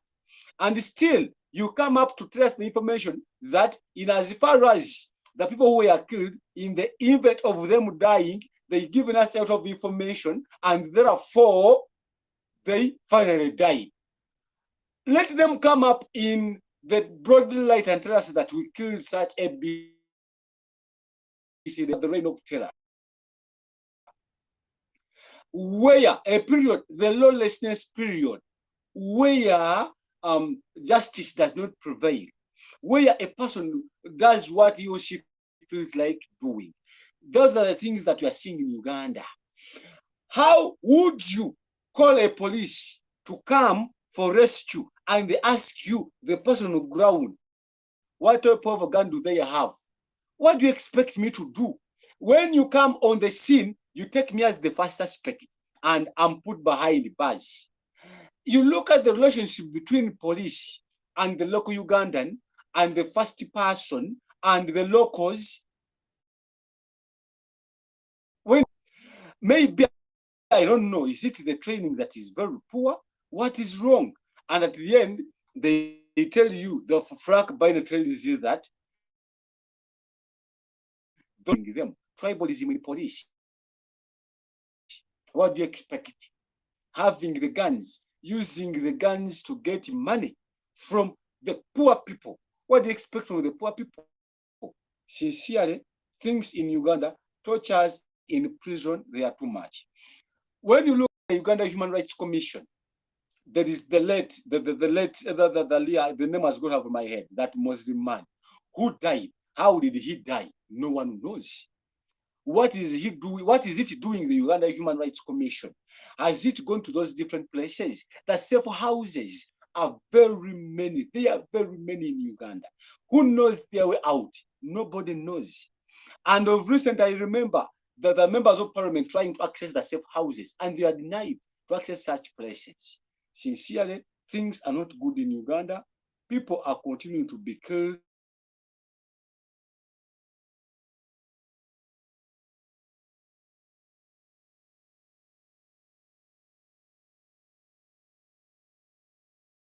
We cannot ask for justice. Remember that change starts with you. Change must be engineered by you. It is you who is supposed to give us the starting force. Everything has to start with you. When you look at the issue of refugees, right now as we speak, Uganda is at war, is fighting with the ADF, that is in Congo. Then remember that it went that side without the parliament being informed. And the parliament is asking itself right now, where does the government get the audacity of going to such country, to a foreign country, to fight against some other people when the parliament is not informed? Remember that Uganda is having a bitter relationship with its neighbor, Rwanda. What is wrong? No one knows. Instead of them coming up to give us the clear explanations, they are just keeping quiet. What are they planning for the future? And this is what takes place on the ground in Uganda. A refugee in Uganda is very much treasured than some Sudanese. The nickname was Master Blaster. That guy was killed. But I don't remember those guys who killed the national, the Ugandan Master Blaster, being tried in court. If they are tried, what happened? They never gave us the information in public. Why? What is wrong? Refugees are coming in Uganda. How are they going to survive? What is the relationship between Uganda and those countries where refugees are coming from? What is the foreign policy of the government of Uganda and those other countries? Then what do you expect from those other countries? You're bringing refugees in Uganda. The welfare of the nationals is bad. Taxes are increasing, claiming that you're taking care of the refugees. Today, you look at the cost of the oil, the fuel, it is high. So the cost is just increasing. And when you look at these things like cooking oil, the cost is becoming ambiguous. Then the children are not like how the president promised. Where are the parents going to get the school? And now you're bringing refugees in the country, trying to show that you're so good outside and other countries. Yet at home here, your children are suffering. Why would you care about other people? The president going to some other country, Tanzania, opening up a school called, is it Museveni Pre and Primary Schools under mango trees. What is that? Refugees are coming, giving them a lot of care, yet the local Ugandans are suffering. Becoming diseases, poor health attention within the medical centers, and you bring refugees in Uganda. We should make sure that we care about our nationals. Please and please, change must be made. If we don't make changes, things are going to be worse and worse. Remember that the literacy rate is going to increase. Wait next year, those who not have gone to school, what will happen? You, my brother, says Rollins is so good at having statistics. Next year, look at the literacy rates in Uganda. What will the rate be? Those who have not gotten any skill from school, what will that be? Look at the youth who have been deprived from going to school. What the crime rate? Look at what is going to happen in Uganda for the few years to come. I thank you so much, the moderator. I beg to submit.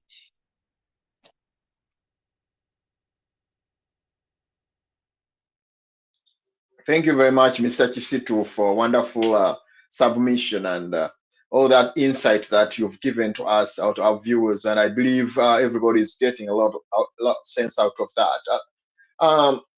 Lawrence, I believe there is a lot that needs to be also worked on as regards the refugee and asylum seekers in Uganda. Uganda seems to be one of those countries that are talked about that cover up the refugees and asylum seekers from all over Africa, especially the neighboring states or neighboring countries. It seems like also there's a lot of violation of human rights when it comes to the refugee and asylum seekers in Uganda. I want you to dig deep into this as well and tell us how does how do the refugees come up and down there? How do they, relate to the human right abuse that we have in Uganda? Well, thank you so much, Dr. Jiko, again, for that question.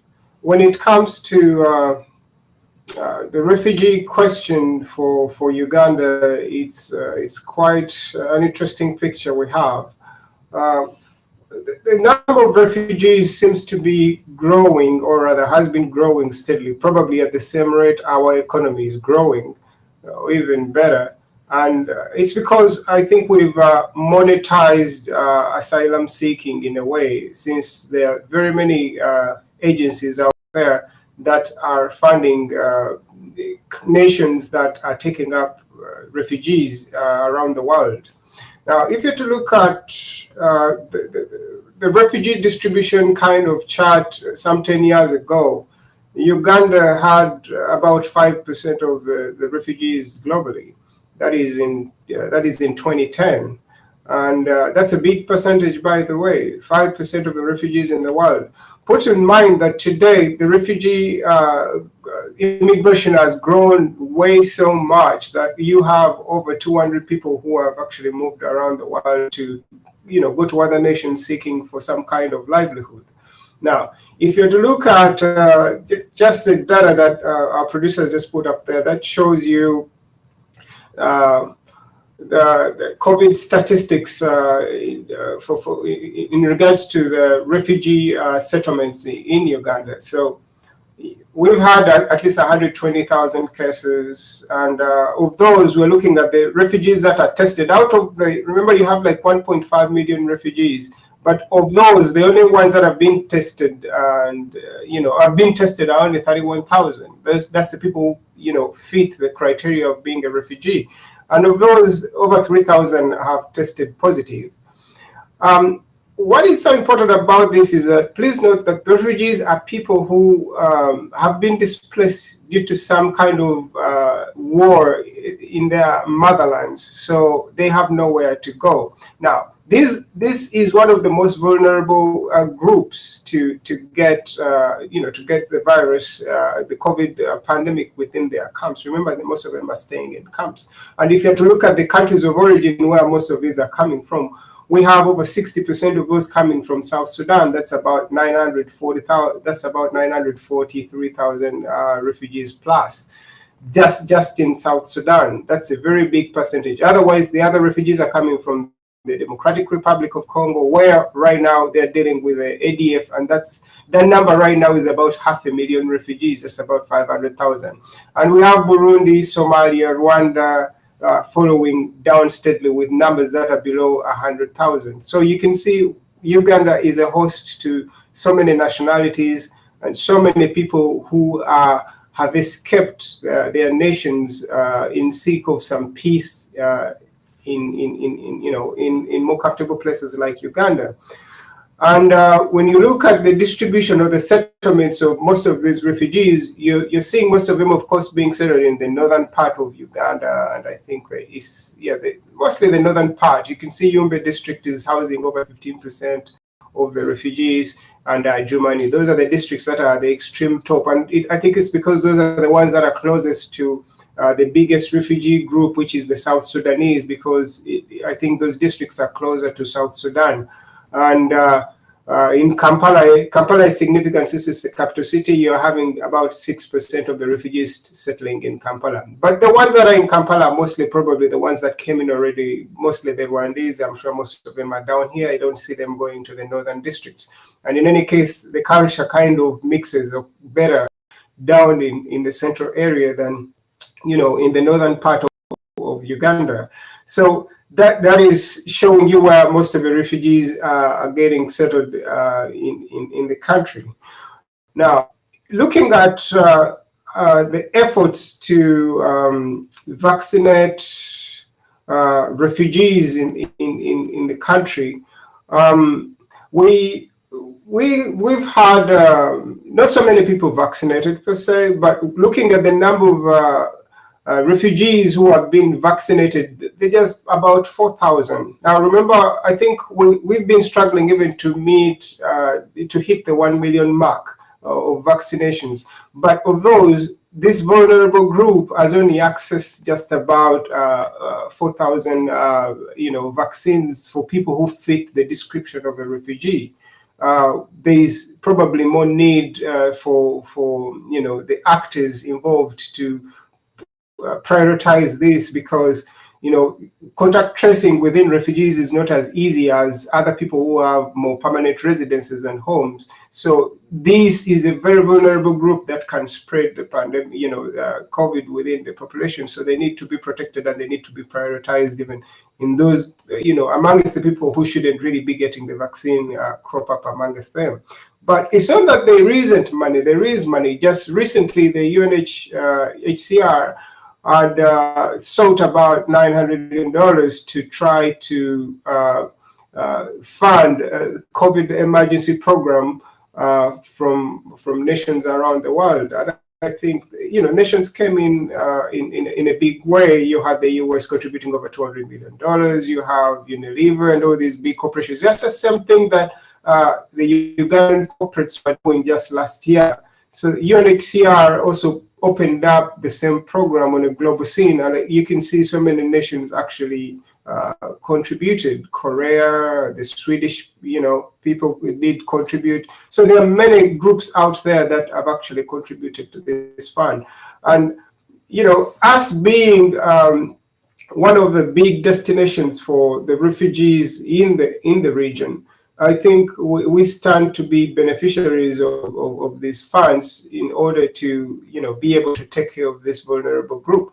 But you've just seen from the data I just shared that it's only about 5,000 refugees that have actually accessed the vaccine. Now, for a program that has had that big an investment in money, you would think that maybe more is going to be given, maybe prioritized or rather allocated to vaccines, such that it can come in to vaccinate this group, such that it doesn't act as a springboard for the coronavirus to get into the population, because the refugees are harder to monitor and they're harder to keep tabs on, by the way. So they don't have permanent homes in the nation. Most of them are in camps, and you've seen how bad most of those camps are kind of set up. They are really very fertile grounds to breed any disease or so and spread it around, more so within the camps and outside the camps. I think when we had the Ebola scare just a few years ago, the camps were some of the most the vulnerable kind of places for Ebola to show up. And remember, they have bad sanitation. They usually don't have and all the amenities that you might have if you're a citizen of Uganda per se. And some of these are the issues that most people are not kind of aware of, but people really need to know that refugees are such a big issue and big business for Uganda.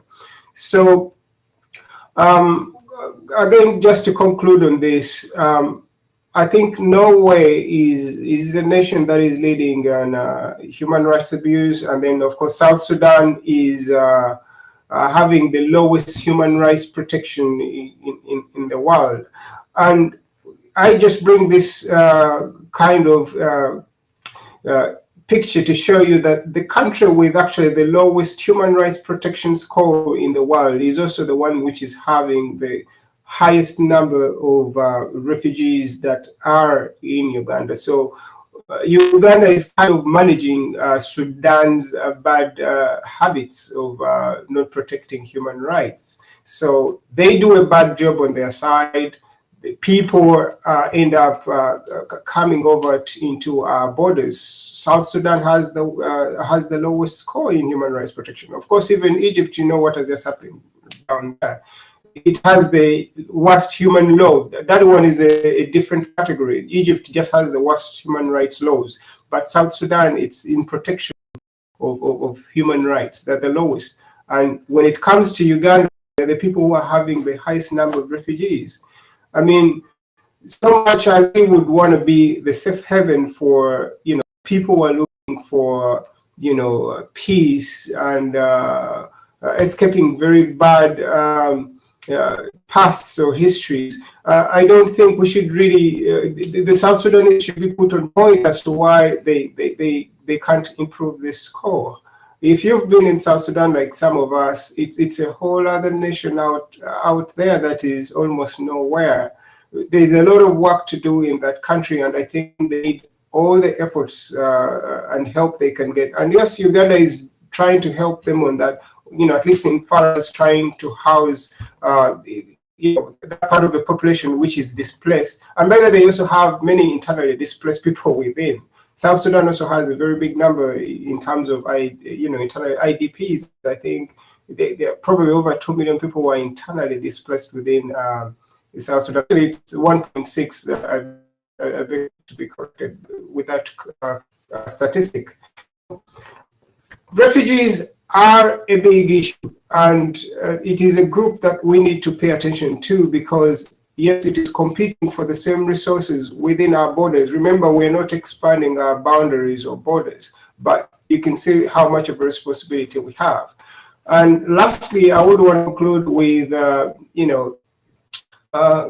genocide, that genocide matrix that was put out by, again, the World Bank out there.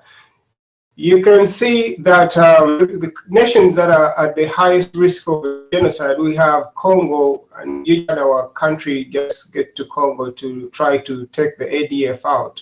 But there are so many ethnical clashes within there that could potentially result into genocide. And I think the biggest scale of the genocide we have was with Rwanda. And even with Rwanda is still ranking higher than Uganda in terms of the likelihood to get into another genocide. Uganda is ranking about number 13 there, and we need to watch this, because I think it was again Janet Lewis in her book about insurgencies in Uganda. She put it like we're having so much pressure within different ethnicities that this could potentially result into an insurgency, breaking out. As much as rebel groupings have dropped over time, you never know.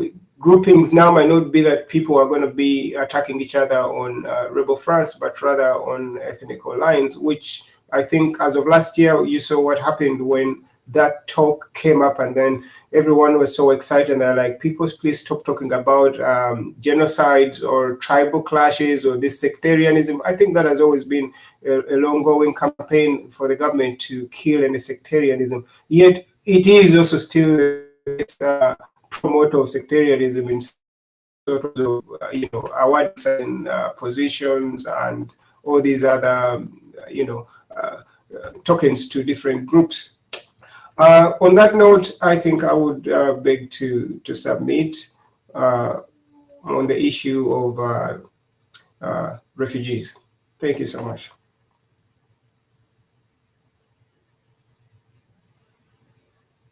Yes, thank you very much, Lawrence, for the wonderful observation you have given to us. And I believe everything's going to be fine as regards the knowledge that we impart to people. As we try to wind up the show, I would like to bring in Mr. Kisitu. Mr. Kisitu to wind up, to wrap up his submission, and then I'll bring over again Lawrence to wrap up as we try to wind up the show.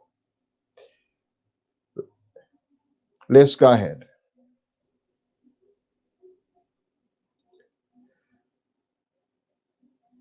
Mr. Chisitu, can you wrap up your submission, please? Go ahead, Kizit. Give him.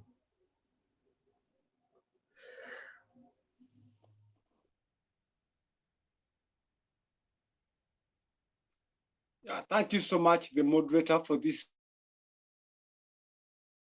wonderful that MPs to watch us live. Please, thank you so much. Thank you so much.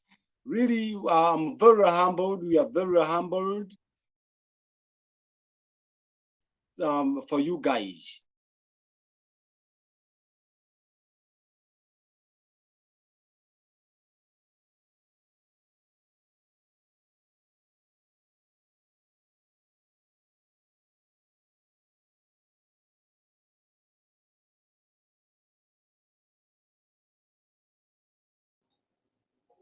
Thank you very much, Mr. Chisitu.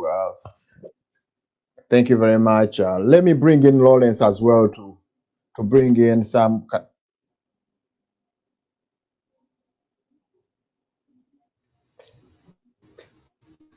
Yes, Lawrence, can you sum up our discussion?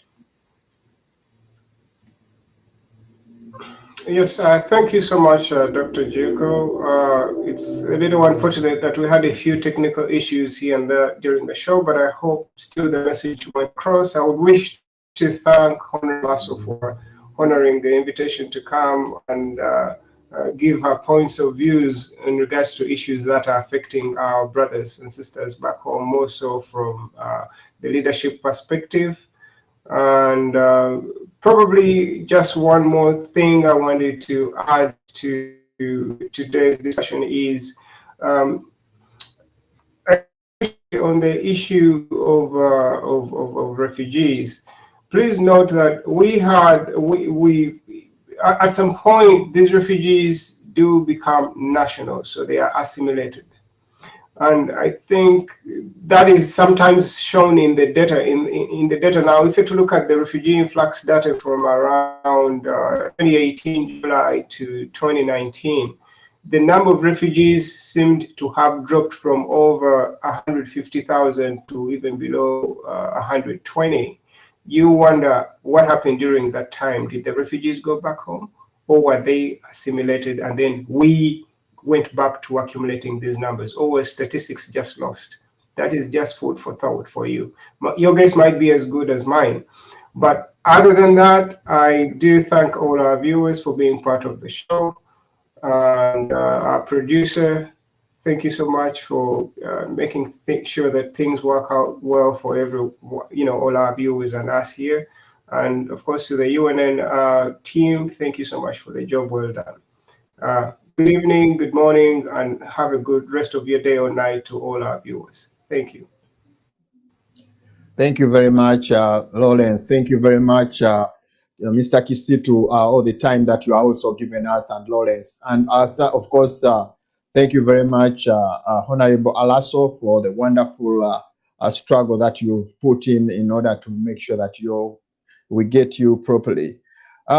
Basically, we always come over here to discuss pertinent issues. And these issues are usually very, very important to our viewers. The major reason why we bring all these guests is to make sure that we discuss all these issues. Because when you look at human rights abuse in Uganda, it's everyone is concerned. It's everyone's concern. And we always look into a lot of these issues. So when we bring people here, we try to bring people so that they can be able to understand what is really going on, and then they can be able. I had Mr. Chisitu had some issues. Mr. Chisitu, can you wrap up your show, your discussion tonight?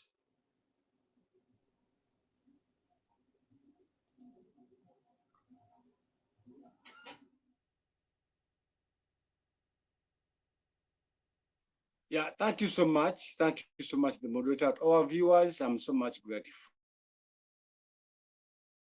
I hope to do the next time.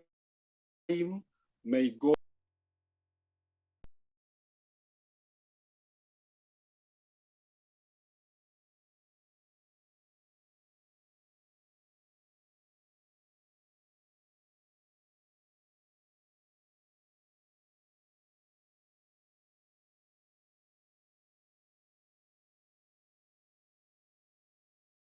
It's everyone's role to participate in this wonderful discussion so that we can have the best out of our country. And as you know, everything that comes around goes around. We need to have an effort of everyone. Everyone is important here because human rights abuse is our own concern. If anything goes wrong to ourselves, it will escalate even and extend all the repercussion to our neighbors. And this is the reason why we have all these refugees that you're talking about. Therefore, when we talk about all these issues, we are trying to bring you closer to the situation so you can be able to understand what really happens in Uganda. When you look at Ugandan army went to Congo, and that was without the approval of the parliament. But when you look at the gruesome pictures that came from Congo, the artillery that the army sent, which killed a lot of people that we cannot run here, is very absurd. All these are extension of human rights abuse. And at the end, Uganda is always going to suffer because the taxpayers' money will be spent on a lot of issues which really do not matter. Like, for example, when Congo sued Uganda over the violation of the space and the violation of stealing their property. It's Uganda that is to pay. The taxpayers are the ones to pay. Therefore, it's very pertinent that people come out wholesomely and then they fight for their rights. They need to fight for their rights. Rights are not obtained on a silver plate. We thank you very much, our viewers, for this wonderful participation and buying data, come over and discuss or listen to what we discuss. It is always very, very important. After this show, we have 2 more shows as usual. You know, Sundays are always very packed up. We have Professor Limadi, who is coming next, standing in for Senior Gombia, who is on leave, and so viewers can stay and view Professor Limadi hosting. And then after that show, the Professor shall be having live, whereby we shall be having Owech Tiwa will be coming over to share with us what we really what is really going on within the federal circles and all that. Thank you very much, our viewers. We thank you, our producer, for the effort that you always put in. We thank everyone behind the curtain or back end that try to do a lot of work so that the show can be obtained in the right way. And also, I always thank our viewers on all channels that we always proud of you and always be ready to serve you. Thank you very much. Have a blessed day, blessed week, and a blessed night. My name is Dr. Juko once again. See you on Sunday, the same time, and we try to analyze other important issues. God bless you.